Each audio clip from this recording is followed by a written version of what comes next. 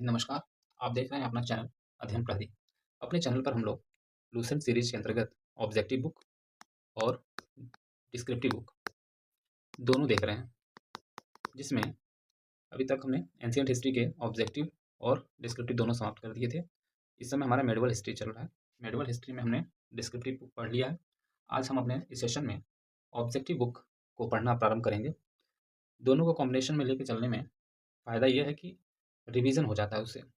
आप लोग भी ऐसा ही किया करिए, एक बार डिस्क्रिप्टिव बुक पढ़ लिया करिए, उसके बाद ऑब्जेक्टिव बुक पढ़ने से आपकी उस विषय सामग्री पे आपकी पकड़ और मजबूत हो जाएगी। तो ज़्यादा समय न लेते हुए हम लोग बढ़ते हैं अपने आज के सेशन में, जिसके अंतर्गत हम लोग देखेंगे मेडिवल हिस्ट्री के ऑब्जेक्टिव क्वेश्चंस, जिससे आपका अच्छा खासा रिवीजन हो सके। मेडिवल हिस्ट्री में हम देखते हैं पूर्व मध्यकाल, इसमें दे दिया है। पूर्व मध्यकाल का जो समय है 650 ईस्वी से लेकर 1206 ईस्वी तक, 1206 ईस्वी तक। 1206 ईस्वी के बाद दिल्ली सल्तनत प्रारंभ हो जाती है। तो आज के इस लेक्चर में हम लोग देखेंगे पूर्व मध्यकाल 650 ईस्वी से लेकर 1206 ईस्वी तक। उत्तर भारत राजपूत काल। पहला प्रश्न है, पूर्व मध्यकालीन भारतीय इतिहास में 750 ईस्वी से लेकर 1200 ईस्वी तक का समय मुख्यतः माना जाता है राजपूत काल। 712 ईस्वी में सिंध पर अरबों के आक्रमण के समय वहां का शासक कौन था? राजा दाहिर। क्योंकि 712 में मोहम्मद बिन कासिम जब आता है तो राजा दाहिर से उसकी भिड़ंत होती है। सर्वप्रथम भारत में जजिया कर लगाने का श्रेय सिंध के विजेता मोहम्मद बिन कासिम को दिया जाता है। उसने किस वर्ग को इस कर से पूर्णतः मुक्त रखा था? तो उसने ब्राह्मणों को मुक्त रखा था, जबकि मुसलमानों को, बौद्धों को और निम्न जाति के लोगों पर लगाया था। किस ग्रंथ के उल्लेख के आधार पर यह माना जाता है कि मलेच्छों के अत्याचार से त्रस्त होकर महर्षि वशिष्ठ ने अत्याचारियों के विनाश हेतु आबू पर्वत पर एक यज्ञ किया और यज्ञ के अग्निकुंड से 4 राजपूत कुलों परमार, चालुक्य, सोलंकी, प्रतिहार और चौहान का जन्म हुआ था? कहाँ पे मिला था ये? पृथ्वीराज रासो चंद्रमदाई की जो पुस्तक है पृथ्वीराज रासो, उसी में इसका विवरण है, उल्लेख हुआ है। ढिल्लिका अर्थात दिल्ली नगर की स्थापना किसने की थी? तोमरों ने। उस शासक का नाम क्या है जिसने विजय स्तंभ का निर्माण कराया था? विजय स्तंभ का निर्माण किसने कराया था? राणा कुंभा। निम्नलिखित में से भारत पर पहली बार आक्रमण करने वाला कौन था? तुर्क था, अरब था या अफगानी था? अरब। पृथ्वीराज रासो निम्नलिखित में से किसने लिखा था? चंद्रप्रदायी। अब सूची 1 का सूची 2 से मिलान करना है, जिसमें कुछ राजवंश शासक हैं और उनकी राजधानियां।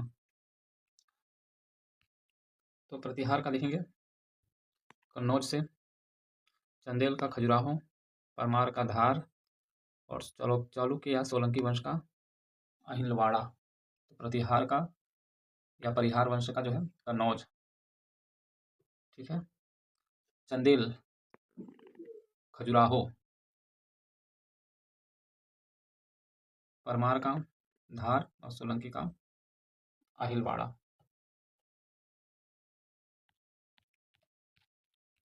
नेक्स्ट, 1100 ईस्वी में निर्मित मंदिर जो भुवनेश्वर के अन्य मंदिरों पर प्रधानता रखता था, कौन सा मंदिर था? त्रिभुवनेश्वर लिंगराज। दिलवाड़ा मंदिर कहाँ पर स्थित है? दिलवाड़ा मंदिर आबू पर्वत पर स्थित है। खजुराहो स्थित मंदिर का निर्माण किसने कराया था? चंदेल राजपूतों ने। विजय स्तंभ कहाँ स्थित है? विजय स्तंभ कहाँ स्थित है? चित्तौड़गढ़ में। लिंगराज मंदिर की नींव डाली थी ययाति केसरी ने। सोमनाथ के मंदिर पर 1025 ईस्वी में मोहम्मद गजनवी के आक्रमण के समय गुजरात का शासक कौन थे? भीमदेव प्रथम। हिंदू विधि पर एक पुस्तक मिताक्षरा किसने लिखी थी? मिताक्षरा किसने लिखी थी? विज्ञानेश्वर ने। ब्लैक पैगोडा कोणार्क में। फिर कुछ राजवंश हैं और उनकी राजधानी। चौहान या चाहमान, इसका संबंध किससे है? अजमेर से। गढ़वाल या राठौर, कन्नौज से। गुहिलौत या सिसोदिया, इनका चित्तौड़ से। और कलचुरी या हाय हाय, त्रिपुरी से। राजस्थान के इतिहास का प्रणेता किसे कहा जाता है? Colonel Tod. सूची को सूची 2 के साथ सुमिलित कीजिए। राजवंश हैं और कुछ उनके राज्य क्षेत्र हैं। चौहान का दिल्ली व अजमेर क्षेत्र, प्रतिहार का कन्नौज, परमार का मालवा और चालुक्य सोलंकी का काठियावाड़। फिर राजवंश और इनके राज्य क्षेत्र, चंदेल का जेजाक भुक्ति अथवा बुंदेलखंड, कलचुरी का चेदी, गढ़वाल या राठौर का कन्नौज, गुहिलौत का मेवाड़। प्रश्न 22 का मिलान करना है सूची 1 से सूची 2 में। इसमें सूची 1 में राजवंश दिए गए हैं और सूची 2 में संस्थापक।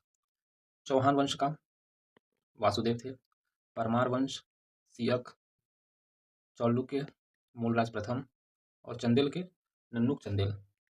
नेक्स्ट देखेंगे 23 नंबर क्वेश्चन। कुछ राजवंश हैं और उनके संस्थापक एक बार पुनः किया गया है, लेकिन इसमें पूछा गया है कि कौन सा इसमें सुमेलित नहीं है। 23 का सुमेलित नहीं बताना है आपको। चंदेल का नन्नुक सही है, कलचुरी का कोक्कल ये भी सही है, गढ़वाल के चंद्रदेव ये भी सही है, लेकिन राष्ट्रकूट के विजयालय ये गलत है। ये एक नहीं मैच कर रहा है, बाकी मैच कर रहा है। 24 नंबर प्रश्न है हरिकेली नाटक। हरिकेली नाटक का रचयिता है चौहान शासक विग्रहराज चतुर्थ। ये हरिकेली नाटक के रचयिता हैं। किस नाटक के कुछ अंश 2.5 दिन का झोपड़ा मस्जिद की दीवारों पर अंकित है? हरिकेली। रानी पद्मिनी का नाम अलाउद्दीन खिलजी की चित्तौड़ विजय से जोड़ा जाता है। उसके पति का नाम क्या था? राणा रतन सिंह। विक्रमशिला शिक्षा केंद्र के संस्थापक का नाम क्या था? धर्मपाल था। Next question number 28।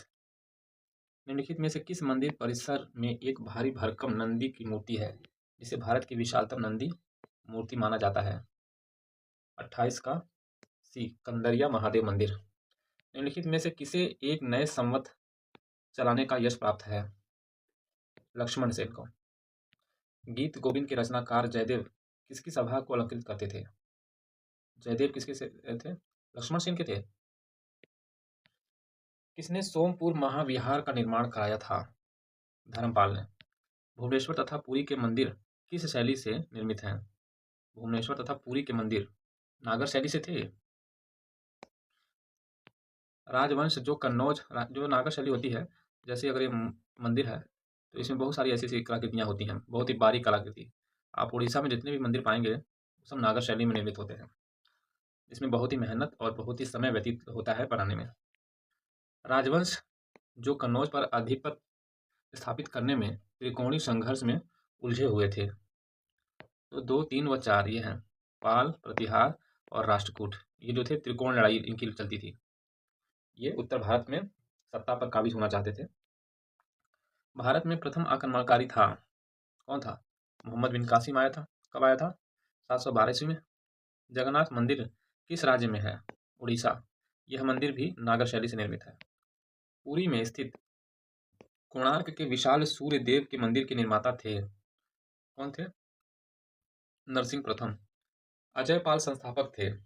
अजयपाल संस्थापक थे अजमेर के। निम्नलिखित में से कौन कविराज के नाम से विख्यात था? भोज परमार। भोज परमार द्वारा रचित पुस्तकें हैं, यह भी है, ये भी, जो सभी भोज परमार द्वारा रचित चारों हैं। सम्रांगण सूत्रधार का विषय है स्थापत्य शास्त्र। उसकी मृत्यु से धारा नगरी, विद्या और विद्वान तीनों ही निराश्रित हो गए। अधधारा, निराधारा, निरालंबा सरस्वती, पंडिता खंडिता सर्वे भोजराजे दिवंगते, यह उक्त किस शासक के संबंध में कही गई थी? भोज परमार। किस शासक के राज दरबार में जैन आचार्य हेमचंद्र को संरक्षण मिला था? तो जय सिंह और कुमारपाल दोनों के। वह प्रथम भारतीय शासक कौन जिससे तुर्क आक्रांता मोहम्मद गौरी का सामना हुआ, जिसने मोहम्मद गौरी को परास्त भी कर दिया था? तो भीम द्वितीय। मैंने एक बार और पीछे भी ये प्रश्न आया था, तो मैंने शायद उसमें भीम प्रथम का जिक्र किया था, जो कि गलत था। भीम द्वितीय, इसने ही मोहम्मद गौरी को परास्त किया था।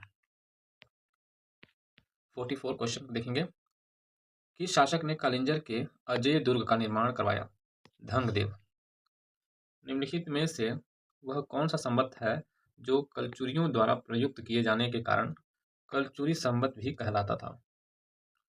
त्रैकुटक संवत किसके राज्यकाल में लक्ष्मीधर ने कल्पद्रुम कल्पद्रुम या कृत्य कल्पतरु नामक विधि ग्रंथ की रचना की थी?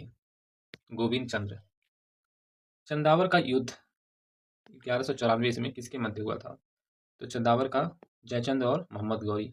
91 और 92 1191 और 92 में मोहम्मद गौरी और पृथ्वीराज चौहान इनके बीच में हुआ था, पहला और दूसरा। 91 और 92 में 91 में मोहम्मद गौरी परास्त होता है, लेकिन पृथ्वीराज इन्हें छोड़ देते हैं। जबकि 92 में पृथ्वीराज हारते हैं, लेकिन पृथ्वीराज इनको मोहम्मद गौरी छोड़ता नहीं है। और वही 1194 में जयचंद और मोहम्मद गौरी के बीच युद्ध हुआ, जिसमें मोहम्मद गौरी विजयी रहता है। नैषेध चरित व खंडन खंड खाद्य के रचयिता श्री हर्ष किस शासक के राज कवि थे? जयचंद के। निम्नलिखित शहरों में किसमें लिंगराज मंदिर अवस्थित है? क्या भुवनेश्वर में है ये? सूची 1 का सूची 2 से मिलान करना है। कुछ ग्रंथकार दिए गए हैं और कुछ उनके ग्रंथ दिए गए हैं, इनका मिलान करना है। कलहण का राजतरंगिणी, जैनक का पृथ्वीराज विजय, आमने सामने है सब। ठीक। किस पर स्वामित्व के लिए पाल प्रतिहार राष्ट्रकूट के बीच त्रिपक्षीय संघर्ष हुआ करता था? तो 51 का रहेगा कन्नौज। इसी के लिए तीनों वंश जो थे आपस में लड़ाइयाँ करते थे। त्रिपक्षीय संघर्ष की पहल किसने की थी? त्रिपक्षीय संघर्ष की पहल वत्सराज ने की थी। त्रिपक्षीय संघर्ष का आरंभ किस सदी में हुआ था? तो 8वीं सदी में हुआ था। त्रिपक्षीय संघर्ष का आरंभ और अंत किस राजवंश ने किया था? प्रतिहार। त्रिपक्षीय संघर्ष में भाग लेकर उत्तर भारत की राजनीति में हस्तक्षेप करने वाली और दक्षिण से उत्तर पर आक्रमण करने वाली दक्षिण की प्रथम शक्ति कौन थी? राष्ट्रकूट। पाल वंश का संस्थापक कौन था? क्या धर्मपाल थे या गोपाल थे? गोपाल। पाल वंश की राजधानी क्या थी? पाल वंश की राजधानी मधुगिरी या मुंगेर। राष्ट्रकूट वंश का संस्थापक कौन था? दंतिदुर्ग। क्वेश्चन नंबर 59, राष्ट्रकूट वंश की राजधानी थी मालखंड मान्यखेत। किस प्रतिहार शासक ने आदिवराह की उपाधि धारण की थी? मिहिर भोज। किस विदेशी यात्रा ने गुर्जर प्रतिहार वंश को अलगुजर एवं इस वंश के शासकों को बौरा कहकर पुकारा था? तो किसने कहकर पुकारा था? अल मसूदी। कर्पूर मंजरी नाटक के रचयिता राजशेखर किस प्रतिहार शासक ने संरक्षण दिया था इनको? तो महेंद्रपाल प्रथम ने। प्रतिहार समय को किसका वंशज मानते थे जो राम के प्रतिहार अर्थात द्वारपाल थे? तो लक्ष्मण। 750 ईस्वी में बंगाल के पाल वंश की स्थापना करने वाले गोपाल ऐसे शासक थे जिन्हें बगैर संघर्ष के राजा घोषित किया गया था, या संपन्न वर्ग के लोगों ने चुना था, या सामंती सरदारों ने चुना था? तो सामंती सरदारों ने इनको चुना था। 750 ईस्वी में बंगाल के पाल वंश की स्थापना करने वाले गोपाल। किस पाल शासक को गुजराती कवि सोढल ने उत्तरापद स्वामीन कहा था? किसे कहा था? धर्मपाल को।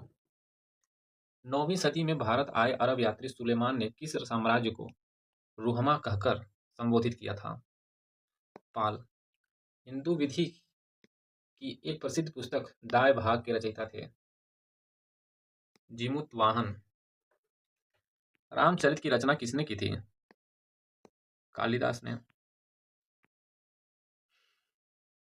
रामचरित सिर्फ है, सॉरी मैंने मानस जोड़ दिया था। संध्याकर नंदी ने किया था रामचरित का। पाल वंश के पतन के बाद बंगाल का राजनीतिक नेतृत्व प्रदान किया था? सेन वंश ने किया था। सेन वंश का संस्थापक कौन था? सामंत सेन। किसने कुलीन प्रथा कुलीनतावाद का आरंभ किया था? बल्लाल सेन। किसने स्मृति ग्रंथ दान सागर एवं ज्योतिष ग्रंथ अद्भुत सागर की रचना की थी? बल्लाल सेन। कश्मीर पर लगभग 50 वर्षों तक शासन करने वाली रानी दिद्दा मूल रूप से किस वंश की राजकुमारी थीं? लोहार वंश की। कायस्थों की एक जाति के रूप में प्रथम उल्लेख कहाँ मिलता है? कायस्थों की एक जाति के रूप में ओशनम स्मृति। सूची 1 का सूची 2 से मिलान करना है। नागर शैली इसका विकल्प कहाँ दिया है? सही है। नागर शैली उत्तरी भारत में हिमालय से विंध्य तक जो क्षेत्र था वहाँ पे नागर शैली के मंदिर चीज़ें बनी थी। बेसर शैली विंध्य से कृष्णा तक और द्रविड़ शैली कृष्णा से दक्षिण कन्याकुमारी तक। अर्थात अगर हम इस तरह से मैप इसका डिजाइन बना लेते हैं तो समझिए यहाँ तक नागर शैली, फिर यहाँ तक बेसर, और ये लास्ट वाला जो है, ये वाला लास्ट वाला हिस्सा जो है ये द्रविड़ शैली, ये नागर शैली, और ये बेसर शैली। ठीक, ऐसे थे यहाँ की इमारतें, खास करके धार्मिक स्थल जो होते थे। 76 नंबर है, हिंदुओं में यह दृढ़ विश्वास है कि अन्य कोई देश उनके देश जैसा श्रेष्ठ नहीं है, कोई राजा उसके राजा के समान नहीं है, उनके शास्त्रों के समान कोई शास्त्र नहीं है। यह उक्ति किसकी पहचान थी? अलबरूनी। सूची 1 सूची 2 मिलान करना है। कुछ मंदिर हैं और निर्माता कौन थे उनके। लिंगराज मंदिर भुवनेश्वर में किसने इनका निर्माण कराया था? तो केसरी नरेश। जगन्नाथ मंदिर पुरी अनंत वर्मा चोडगंग, पूर्वी गंग नरेश। सूर्य मंदिर कोणार्क नरसिंह देव। गुर्जर प्रतिहार के उज्जैनी शाखा का संस्थापक कौन था? गुर्जर प्रतिहार के उज्जैनी शाखा के नागभट्ट प्रथम। खजुराहो के मंदिरों का संबंध है किससे? तीनों से, शैव धर्म भी, वैष्णव और जैन धर्म दोनों, अर्थात ये रहेगा। जैन वास्तुकला का प्राचीनतम उदाहरण कहाँ मिलता है? दिलवाड़ा में। उदंतपुरी विश्वविद्यालय बिहार शरीफ नालंदा जिला का मुख्यालय बिहार का संस्थापक कौन था? गोपाल। मोढेरा का सूर्य मंदिर किस राज्य में स्थित है? गुजरात में। कल्हड़कृत राजतरंगिणी में कुल कितने तरंग हैं? कितने तरंग हैं इसमें? 8। सुमेलित कीजिए। चतुर्भुज विष्णु मंदिर खजुराहो निर्माता कौन थे? यशो वर्मा। कंदरिया महादेव मंदिर खजुराहो धंग। बिमल वसही मंदिर विमल शाह वैश्य। लून वसही तेजपाल व वस्तुपाल। 85 का है, मृच्छेंद्रनाथ मंदिर अमरकंटक। 64 योगिनी का मंदिर भेड़ाघाट जबलपुर। सूर्य मंदिर मोढेरा। चौमुख मंदिर पालिताना। तो इस प्रकार से इसका बी सही होगा।